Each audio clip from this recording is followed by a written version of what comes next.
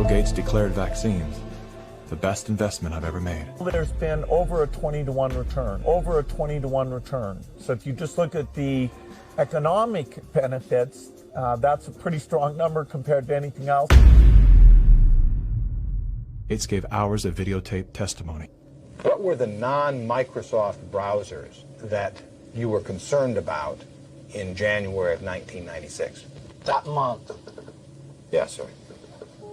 And what about it? What non-Microsoft browsers were you concerned about in January of 1996? I don't know what you mean concerned. What is it about the word concerned that you don't understand?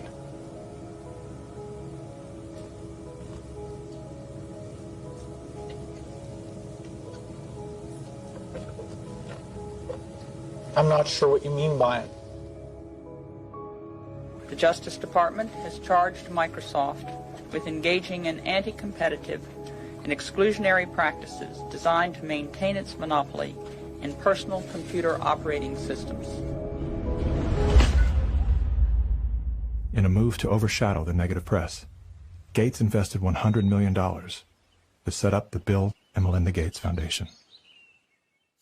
Overnight, Bill Gates transformed his public image from ruthless tech monopolizer to the world's most generous philanthropist. I'm pleased to announce that we're pledging an additional $1 billion to...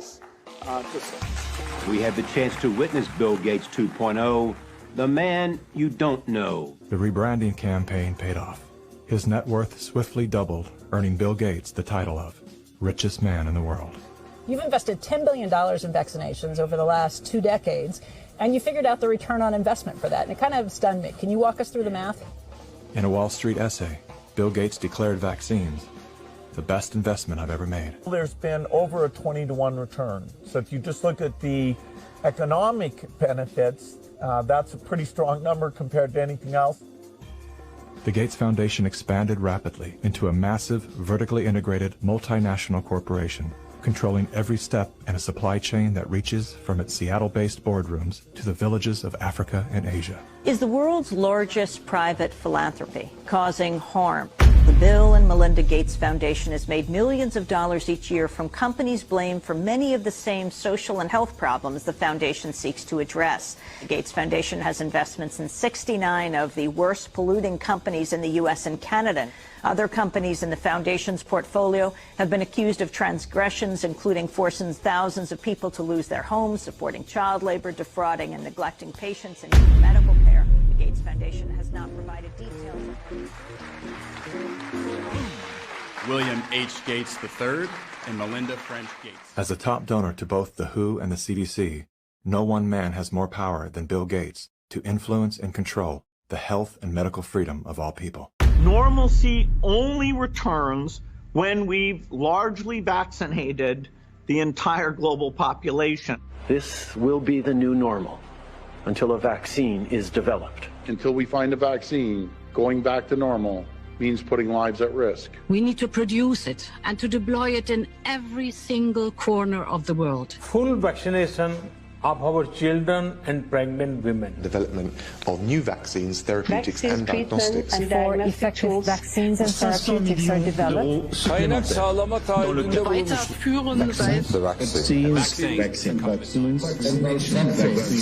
We've already bought the syringes. We already know where it's going to happen. We're thinking about what that's going to be. It's all part of this plan. Our military is now being mobilized, so at the end of the year, we're going to be able to give it to a lot of people very, very rapidly.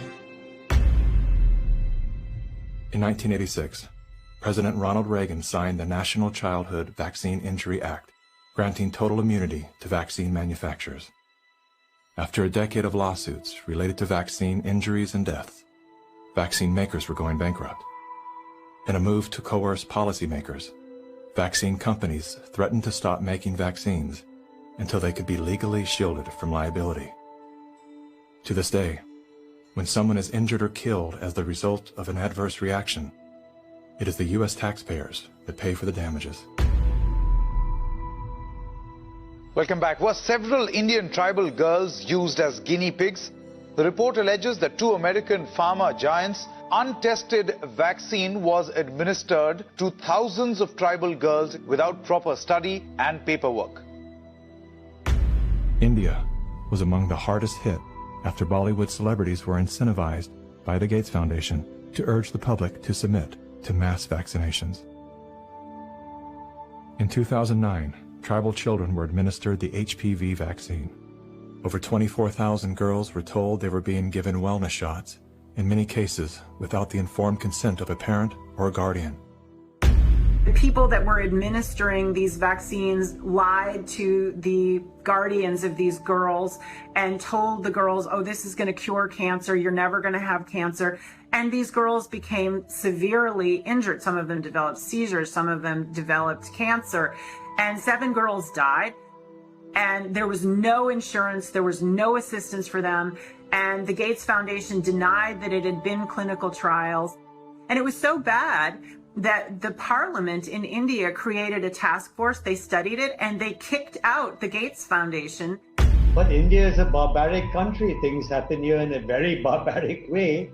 But I was surprised to find an American organization operating in broad daylight, doing things in a very, very, let's say, Indian fashion.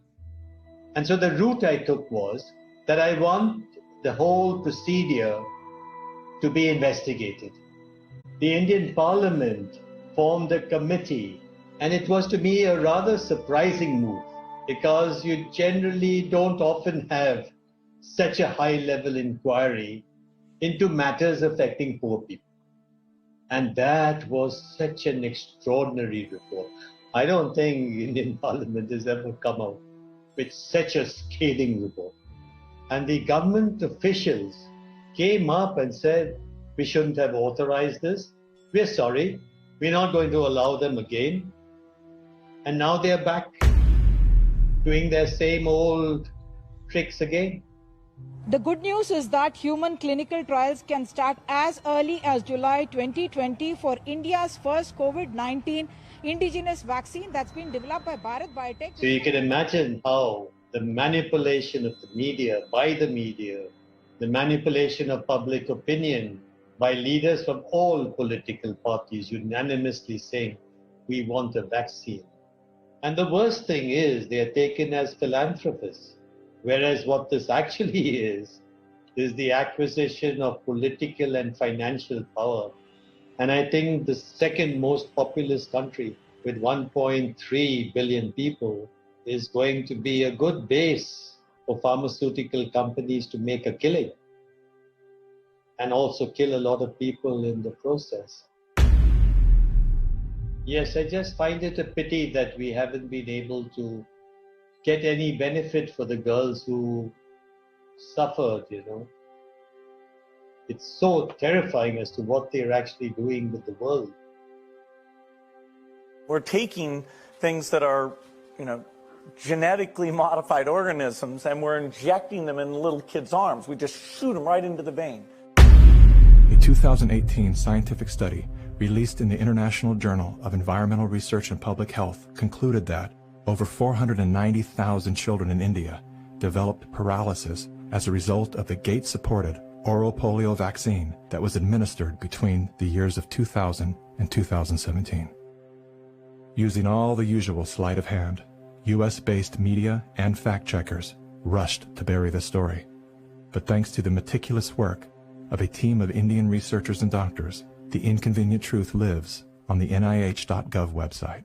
It's my honor to introduce Bill and Melinda Gates.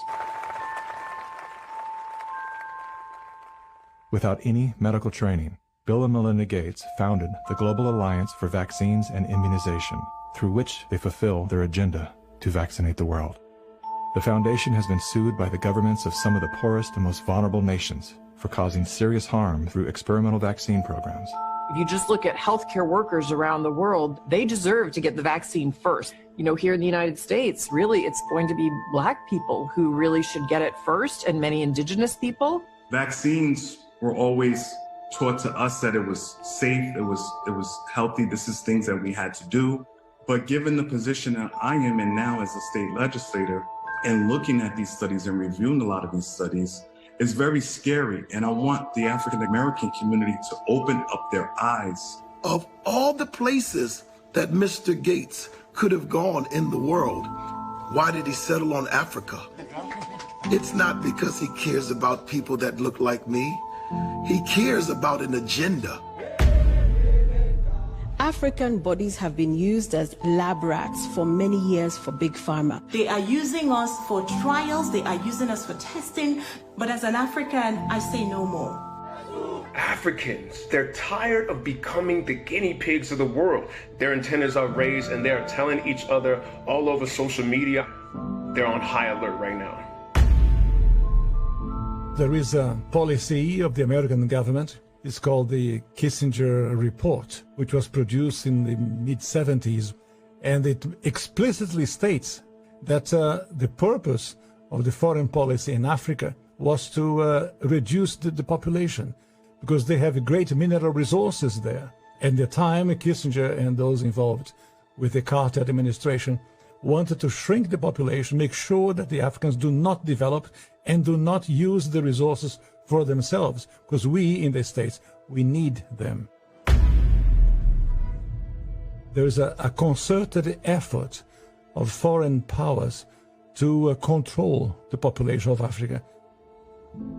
Some children did survive the botched vaccinations last month and will recover, but 15, all under the age of 5, died from fever, vomiting, and diarrhea. Human errors contributed to the unfortunate deaths of the children. How can you believe Big Pharma but not believe these parents when they tell you that their children have been injured by Big Pharma? I don't care how big this corporate machine looks.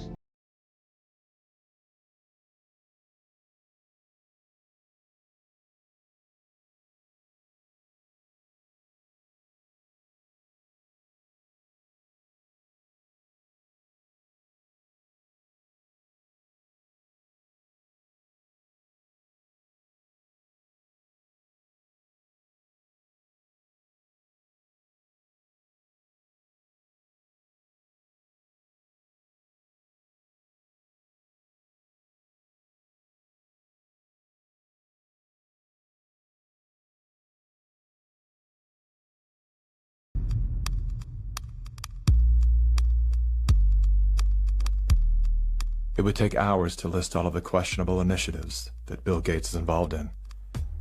Here's a few of the highlights.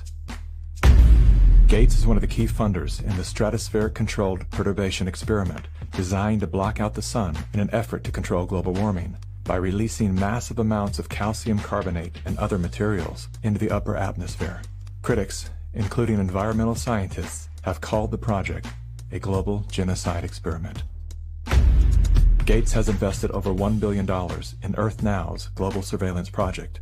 The project will launch hundreds of satellites into space, which will allow for the 24/7 monitoring of all people everywhere. In partnership with MIT, Bill Gates has developed a new technology that allows vaccines to be injected under your skin along with your medical records. The quantum dot tattoo will implant an invisible certificate that can be scanned by authorities using a cell phone app and infrared light. Eventually, what we'll have to have is certificates of who's a recovered person, who's a vaccinated person. So eventually there will be this digital immunity proof. The EPA recently approved an experimental use permit to Oxitec, a biotech company funded by the Bill and Melinda Gates Foundation. In an effort to fight malaria, Oxitec will soon release millions of genetically modified mosquitoes in various U.S. states. According to the NIH website, programs are being developed to allow human immunization via mosquito bite.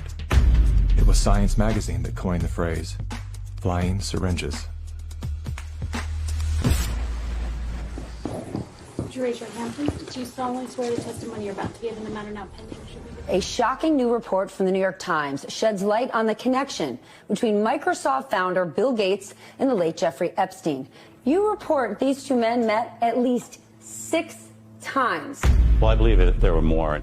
This included visits to the mansion, seeing each other in Seattle, flying on Epstein's plane. When flight logs revealed that Gates had been a passenger on the Lolita Express, he claimed that he didn't know that the private jet belonged to Epstein. He also denied that he and Mr. Epstein were involved in any business deals. However, an expose by the New York Times revealed that not only did Bill Gates initiate a relationship with Jeffrey Epstein well after he was convicted of sex crimes, but the two were also involved in the process of co-founding a multi-billion-dollar charitable fund. Why would they ever set up a charitable trust benefiting Jeffrey Epstein? That it was all about philanthropy, that Bill Gates just wanted to find new sources of money. Why would one of the richest men in the world choose to partner with the world's most notorious pedophile? A deeper dive into Epstein's world revealed that the two men had more in common than meets the eye. Like Gates, Epstein was a billionaire philanthropist with a passion for science, health, education, and children. The Jeffrey Epstein Foundation donated millions of dollars to top universities, science institutes, medical schools, early education programs, youth initiatives, and international peace accords. Bill Gates is either the most misunderstood man alive or one of the most convincing con men to ever live. Is he a benevolent hero or a malevolent opportunist? Bill Gates. Personally, I would love to believe that one of the richest men in the world is giving away his fortune for the betterment of humanity. I want to believe that endearing smile. I want to believe that his heart is as soft and warm as his sweaters. At the very least, I want to believe that he's unaware of the damage he's done.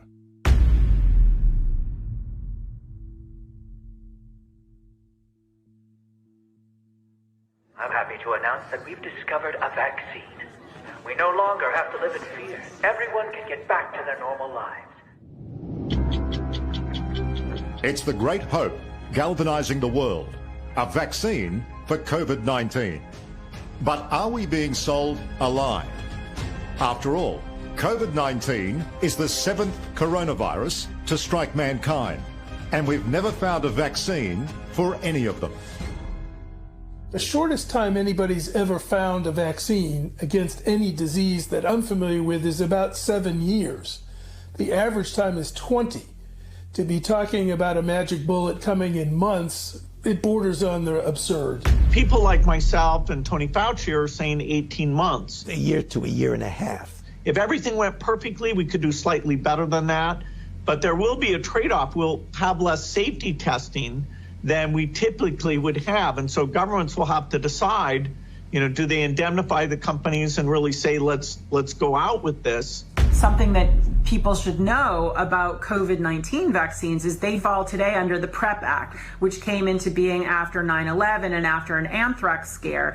And this law gives virtually blanket liability protection. It's basically impossible to get any kind of compensation if you're injured. So people need to understand that if you take COVID-19 vaccines, you are absolutely on your own. If you're permanently injured, if you lose your job, if your healthcare expenses go through the roof, tough luck.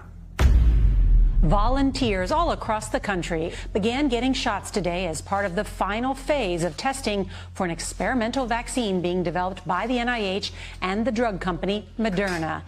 The side effects for the Moderna vaccine sound concerning. We looked. After the second dose, at least 80% of participants experienced a systemic side effect. So, are these vaccines safe?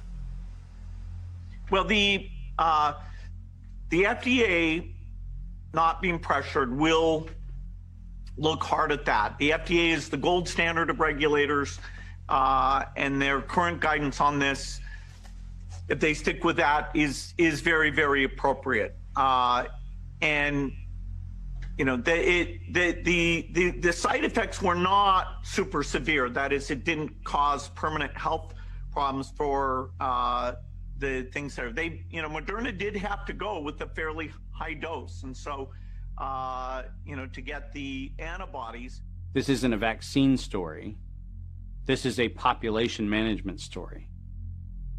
If your goal is to make this beautiful earth that we live on an exclusive playground for the entitled few,